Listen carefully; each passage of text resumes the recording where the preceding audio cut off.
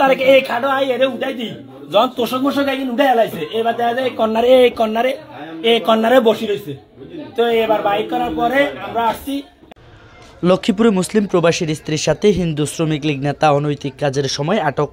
গভীর রাতে প্রবাসীর স্ত্রীর ঘর থেকে শ্রমিক লীগ নেতা সুজন কুড়িকে আটক করেছে লক্ষ্মীপুর সদর মডেল থানা পুলিশ। ঘটনাটি লক্ষ্মীপুর সদর উপজেলার ৩ নং দালালবাজার ইউনিয়নের ৯ নং ওয়ার্ড প্রবাসীর ঘর থেকে এলাকাবাসী আটক করে পুলিশে দেয়।